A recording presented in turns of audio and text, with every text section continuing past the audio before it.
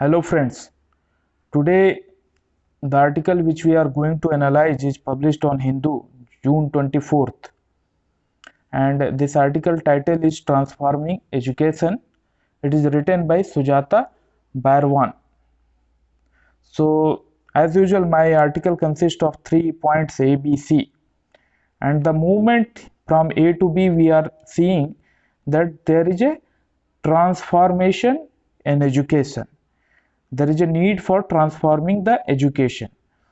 So in the for analyzing this article we need to have certain background knowledge, like there are two very important words came here.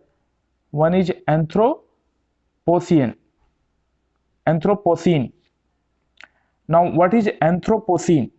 And the second word which we come across here is Gaia hypothesis. So first we'll see that what is Anthropocene. So Anthropocene is nothing, it can be defined as a Earth's most recent geological time period. Means if we see the time in the scale of geological happening, so the recent time period where human beings are living in this earth, that period is called Anthropocene. So define Earth's most recent geological time period as being human influenced or anthropogenic, based on overwhelming global evidence that atmosphere, geological, hydrological, biospheric and other earth system process are now altered by human beings. So in the time scale of geological activity, the period of the time where human being started influencing the earth in terms of atmosphere, in terms of hydrosphere, in terms of biosphere. So human activity and their influence and the time period which is involved in that. अगर आप human history देखो तो human का जो existence है एक very short period में अभी ह्यूमन का एग्जिस्टेंस है, और उस ह्यूमन एग्जिस्टेंस के समय ही ऐसे एविडेंस है हमारे पास में कि ह्यूमन एक्टिविटीज से जो अर्थ का जो में जो अदर स्फेयर्स हैं वो लाइक हाइड्रोस्फीयर, बायोस्फीयर और atmosphere got affected by human activities.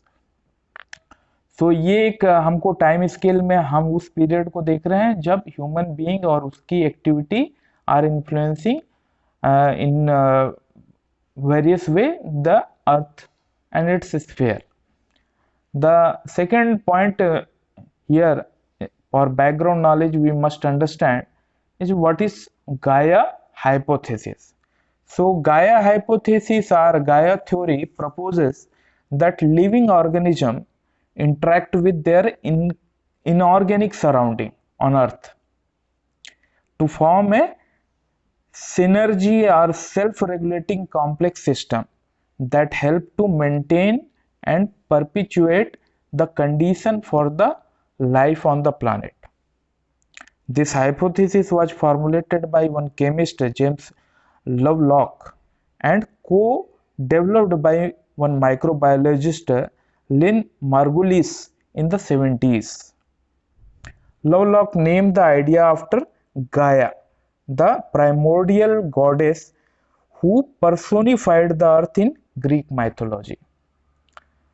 तो ये बैकग्राउंड आपको ये बताता है कि जो ह्यूमन बीइंग का इस पूरे टाइम स्केल में अगर हम अर्थ की देखें तो एक ह्यूमन बीइंग एक very small time period occupy करते हैं, और इस टाइम पीरियड में जो ह्यूमन बीइंग्स के द्वारा जो एक्टिविटी हो रही है उससे किस तरीके से अर्थ के अदर जो स्फेयर्स हैं, other variables हैं, got affected by the existence or the activities of human being.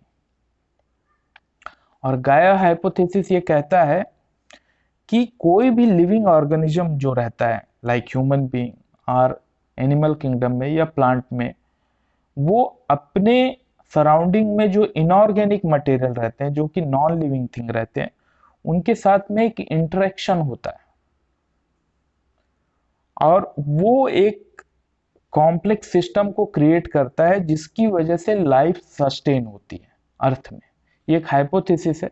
इस हाइपोथेसिस को कई रिबटल भी मिले हैं, कई लोगों ने क्रिटिसाइज भी किया है, but still it exist and getting acceptance in the light of climate change.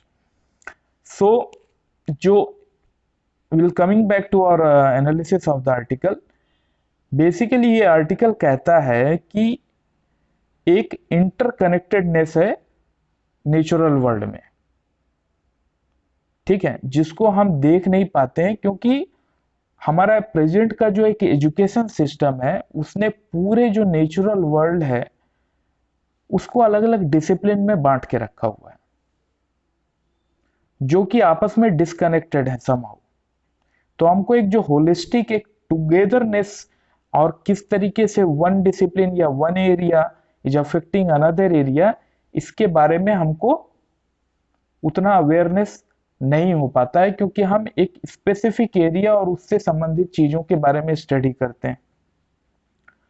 तो हर डिसिप्लिन एक डिस्टिंक्ट और एक सेपरेट एग्जिस्टेंस एजुकेशन में क्रिएट की गई है, जो कि रियल वर्ल्ड या नेचुरल वर्ल्ड में चीजें ऐसी नहीं है क्योंकि चीजें इंटरडिपेंडेंसी है और some kind of mutual coexistence है।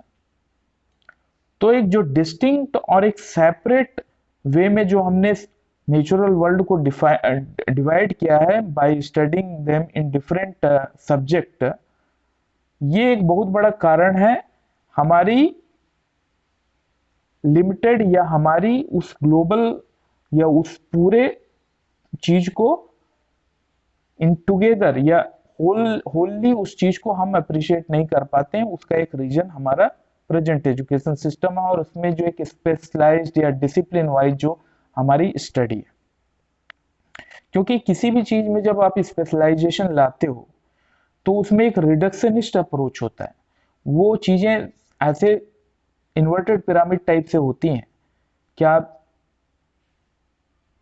उसके डिटेल में जाते हुए स्पेशलाइजेशन करते हुए आप नैरो डाउन अप्रोच में जाते हो। जैसे अगर आप मेडिसिन में देखें तो किसी कार्डियोलॉजिस्ट को है तो वो पूरी बॉडी को आपके ह्यूमन बीइंग की नहीं देख रहा है, वो केवल एक पार्ट को देख रहा है। लेकिन हम अगर केवल हार्ट को में हम चाहे हम कितना भी ज्ञान ले लें, चाहे हम कितनी भी जानकारी ले लें, लेकिन इस हार्ट का जो पूरे बॉडी के साथ में जो कॉम्प्लेक्स कनेक्शन है इसको हम दरकिनार नहीं कर सकते हैं, चाहे हमारी कितने भी इंडिविजुअल हार्ट के प्रति क्यों ना जानकारी हो, क्योंकि हार्ट का बहुत सारे दूसरे बॉडी के ऑर्गन या इवन सराउंडिंग से किस तरीके से उसका लिंकेज है। तो हम देखते हैं कि किस तरीके से स्ट्रेस या किस तरीके से आउटर सिचुएशन भी समहाउ आपके बॉडी के ऑर्गन को अफेक्ट करती है। तो ये जो एक स्पेशलाइज्ड अप्रोच है किसी भी चीज फील्ड में जाने का, ये एक नैरो डाउन अप्रोच है, ये एक रिडक्शनिस्ट अप्रोच है जो कि आपको जो एक इंटरडिपेंडेंसी है दूसरे सब्जेक्ट के साथ में, दूसरे एरिया के साथ में, उसको अप्रिशिएट करने में, उसको समझने में एक तरीके से बैरियर का काम करता है। ये हमारा एक प्रेजेंट एजुकेशन का मॉडल है।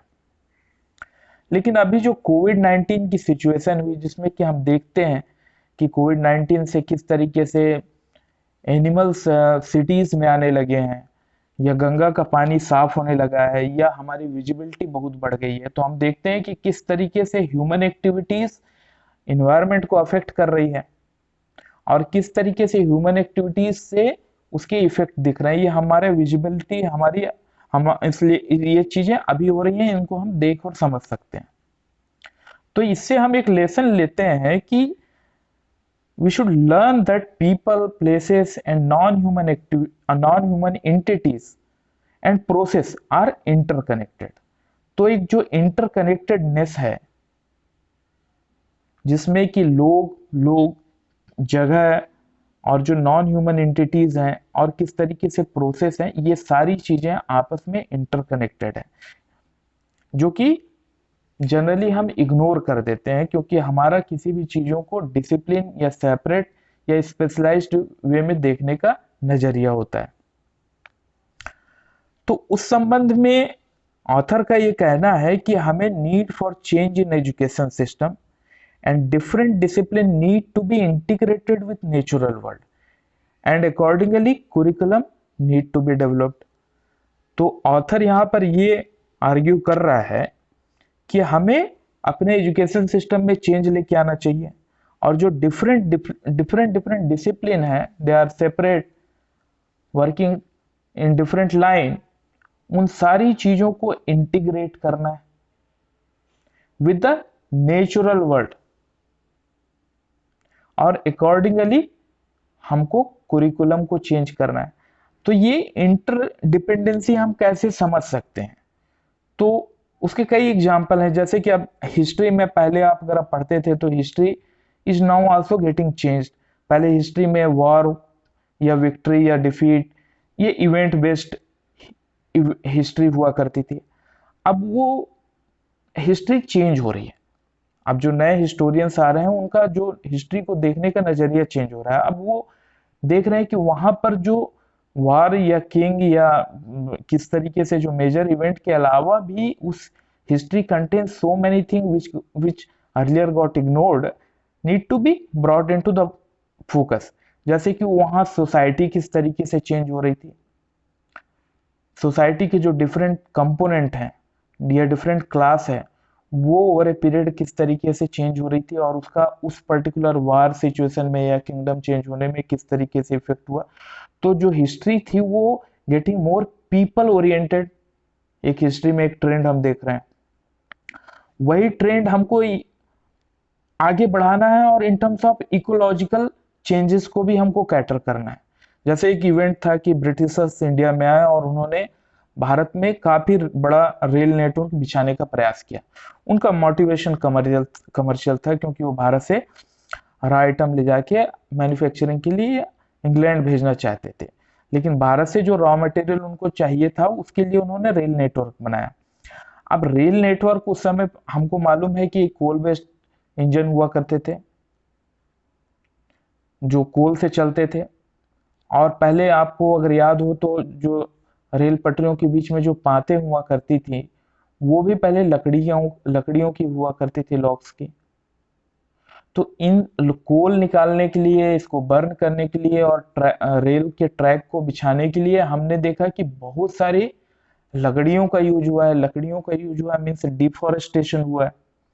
अब डिफॉरेस्टेशन होने से जिस एरिया से ये डिफॉरेस्टेशन हुआ है उस एरिया में किस तरीके से चेंज आए, इकोलॉजिकल पॉइंट ऑफ व्यू से या सोशल पॉइंट ऑफ व्यू से या इकोनॉमिक पॉइंट ऑफ व्यू से, तो that also is area of study for historian. अगर हम इस एंगल से हिस्ट्री को स्टडी करते हैं तो इसमें हिस्ट्री को स्टडी करने के बहुत सारे एंगल हो सकते हैं। जैसे कि अगर हम ज्योग्राफी को लें तो ज्योग्राफी में हम देखते हैं कि किस तरीके से पहले हम सिविलाइजेशन में हमने पहले स्टडी किया है कि पहले सिविलाइजेशन नदियों के किनारे हुआ करती थी, लेकिन धीरे धीरे ये सिचुएशन हट गई। अब सिटीज डेवलप हो रही है और किस तरीके से सिटी एक्सपेंड हो रही है और वो अपने सराउंडिंग विलेज को कैप्चर कर रही है, और फॉरेस्ट में भी किस तरीके से प्रेशर है पॉपुलेशन ग्रोथ का या एक्सपेंडिंग सिटीज का। तो in terms of ecological impact वो उस तरीके से एक उसमें स्टडी किया जा सकता है। तो ये सारे जो चेंज हैं एक डिसिप्लिन का दूसरे डिसिप्लिन पे, ये सारे चेंज हमको अपने कुरिकुलम में इन्वॉल्व करना है। दूसरा, बायोलॉजी में एक जो चीज है जो बेसिक आपका यूनिट हो गया सेल, लेकिन सेल या उसका एग्जिस्टेंस या इंटरेक्शन आइसोलेटेड एक्टिविटी नहीं है। अगर हम इसको देखें तो ये एक पार्ट ऑफ साइकिल है जो कि अर्थ में चल रहा है। वो साइकिल कई तरीके का हो सकता है, जैसे नाइट्रोजन का साइकिल है, carbon, phosphorus and water cycle. इन सारी साइकिल्स में this the cell and its existence in उसका इंटरेक्शन एक पार्ट है, लेकिन वो सारी चीजें हम उस तरीके से फोकस नहीं करते हैं। तो एक जो need for introducing a holism where there, अभी जो एक अप्रोच रिडक्शनिज्म का है उससे हटा के हमको एक होलिस्टिक पिक्चर देखना है जिसमें दूसरे वेरिएबल किस तरीके से अफेक्ट कर रहे हैं इसको हमको समझना है। इस लाइन में ऑथर का कहना है कि कुछ एफर्ट हो रहे हैं, जैसे कि कुछ ऑथर्स उनके पब्लिकेशंस के इसमें नाम लिखे हुए हैं, जैसे कि unruly water, the great derangement. तो ये सारी चीजें उसी लाइन में है जो एक मल्टी डिसिप्लिनरी अप्रोच है, जिसमें कि किसी एक क्षेत्र में जो इवेंट हो रहा है उसका इफेक्ट या उसका कॉज कैसे दूसरे क्षेत्र से आ रहा है, दूसरे सब्जेक्ट से आ रहा है, दूसरे डिसिप्लिन से आ रहा है, इन सारी चीजों को एनालाइज किया गया। और ये चीजें हमारे लिए बहुत रिलेवेंट है अभी के समय में, क्योंकि ग्लोबल क्लाइमेट चेंज की सिचुएशन हो रही है और उसको पॉपुलेशन में या उसको लोगों तक पहुंचाने के लिए हम तभी कर सकते हैं जब हम मल्टी डिसिप्लिनरी अप्रोच लें और जो भी डिसिप्लिन हम पढ़ रहे हैं उसका नेचुरल वर्ल्ड से किस तरीके से कनेक्शन है वो हम एजुकेशन में लोगों को बताएं। तो ये एक ग्राउंड प्रिपेयर करेगा जो कि हमारी अंडरस्टैंडिंग जो क्लाइमेट चेंज को है उसको इम्प्रूव करने में हेल्प करेगा। So this conclude my analysis of Hindu article of today's. ये आशा करता हूँ कि ये आपकी अंडरस्टैंडिंग इम्प्रूव करने में हेल्पफुल सिद्ध हुआ होगा। धन्यवाद।